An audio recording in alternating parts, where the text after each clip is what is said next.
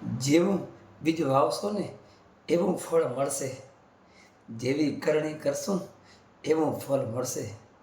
આવી એક સુંદર મજાની મસ્ત વાત લઈને ફરીથી હું ભરત પટેલ તમારી સામે આવી ગયો છું. નમસ્કાર, જય શ્રી રામ. સતયુગ જઈ રહ્યો હતો અને કળિયુગ આવી રહ્યો હતો.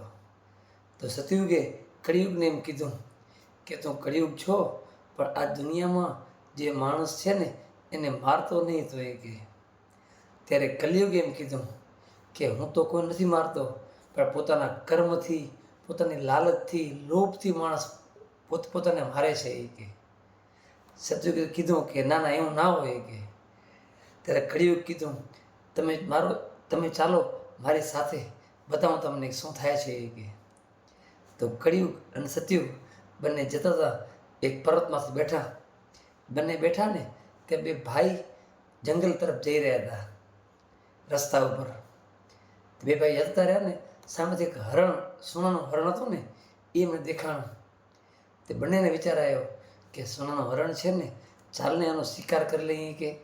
કે આપણે રાતોરાત કરોડપતિ થઈ ગયા છો એમ એ વિચાર કર્યો. બે ભાઈ એગ્રી થઈ ગયા કે હાલો. એ કે બંને ભાઈ ખૂબ દોડ્યા, એની પાછળ દોડ્યા, દોટ લગાવીને તે આખરે એ હરણને મારી નાખ્યું.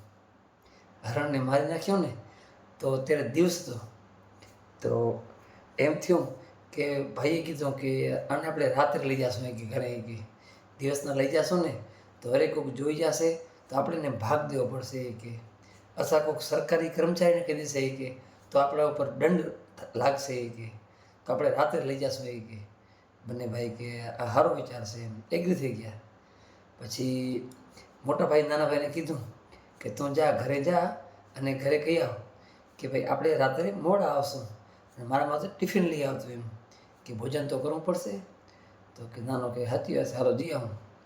તે નાનો ગયો. નાનો જતો રહ્યો ને તે રસ્તામાં એને વિચાર આવ્યો કે મોટા ભાઈના તો લગ્ન થઈ ગયા છે. કે લગ્ન થઈ ગયા છે એને તો કે હમણાં છોકરો થશે, એના કારણે તો ખૂબ રૂપિયા છે એમ. તો એટલા બધા રૂપિયાનો શું કરશે? કે અડધો ભાગીને મળશે એ રૂપિયાનો શું કરશે? મારે તો લગ્ન બાકી છે, બધો ખર્ચો બાકી છે. કે વિચારતો ને કે હાલ ને કે મારા ભાઈને છે ને પતાવી નાખો.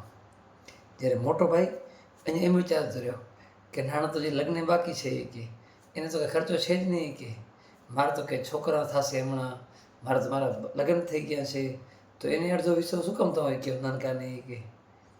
કે એમ કરું ને કે નાનકો આવે ને એને છલટાવી દઉં. કે સુવડાવી દઉં. કે એ સબ બધો મને મળી જાય. કે બંને ભાઈ અલગ વિચાર કરતા રહ્યા. નનકો ભાઈ ઘરે પહોંચ્યો અને ઘરે કીધું કે અમે રાત્રે લેટ આવશું. અને ખાવાનું જમી અને વધારાનું ખાવાનું લીધું. વચ્ચેથી ઝેર નાખ્યું અને ખાવામાં કે મારા ભાઈને મારી નાખવાનું, એવો મનમાં ભાવ જાગ્યો. અહીંયા પછી નીકળ્યો જ ખાવાનું લઈને, ટિફિન લઈને આવ્યો જંગલમાં. આવીને ભાઈને કીધું. તે મોટો ભાઈ તો ત્યાં જ તો છરી લઈને એને તો આવતો ભાઈને પીઠમાં છરી ભોકી અને ભાઈને બતાવી નાખ્યો. ભાઈની લાશ પડી છે અને પોતે ટિફિન ખોલ્યું અને એમ થયું કે લે હું જલ્દી ખાઈ લઉં એટલે રાત પડી હું ને હું ઘરે પહોંચી જાઉં હરણ લઈને. કારણ કે હરણ હતું ને એ સોનાનું હરણ હતું. તો લોભ તો એમને બહુ હતો એમ. તો જે હું ખાવા માંડ્યો ને ત્યાં ઝેર ચડવા માંડ્યો. ઝેર ચડ્યા માટે ભાઈ પણ ત્યાં પણ પૂરું થઈ ગયું. બે લાશ અને ઘરની લાશ ત્રણે પડી. તો આપણે એક બહુ સમજવા જેવી વાત છે કે ભાઈ છે ને એ ભાગ્યથી જ મળે. ભાઈ છે ને જેમ કે પિતાના સંતાન હોય, 2 હોય, 3 હોય, 4 હોય કે 5 હોય, પણ ભાઈ એને જ કહેવાય છે. પિતાનું સંતાન હોય એને જ ભાઈ કહેવાય. કાકા બાપાના ભાઈ ઘણા બધા હોય, પણ ભાગ્યથી જ ભાઈ મળતા હોય છે. માટે હંમેશા ભાગ માટેથી ને ભાઈને કેવી રીતે ગુણ દેવો? કારણ કે ભાગ છે ને આપણે દુશ્મન પાસેથી પણ લઈ શકશું આપણે, જો આપણામાં શક્તિ હશે તો.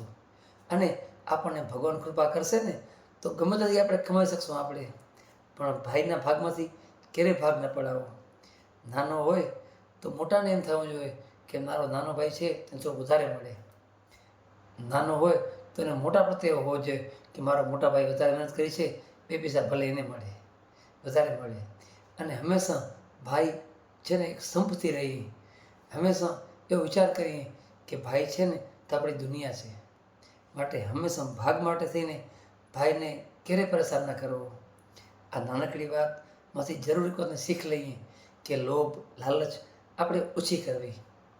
કારણ કે આ બધું ક્યારે થાય છે કે આપણામાં લોભ આવે છે, લાલચ આવે છે ને ત્યારે બધા વિચાર આવે છે આવા. માટે કળિયુગનો પ્રભાવ તો હોય છે, પણ છતાં પ્રભુ નામ જે લઈએ ને આપણે, તો એનો પ્રતાપથી આપણને કળિયુગ કંઈ નથી કરી શકતું. માટે બસ નિત્ય પ્રભુ નામ લઈએ અને હંમેશા ભાઈ ભાઈ પ્રત્યે પ્રેમ રાખીએ તો જીવન આનંદથી જાય. જય શ્રી રામ, હર હર મહાદેવ. આ વાત તમને ગમી હોય તો આગળ શેર જરૂર કરજો. જય શ્રી રામ.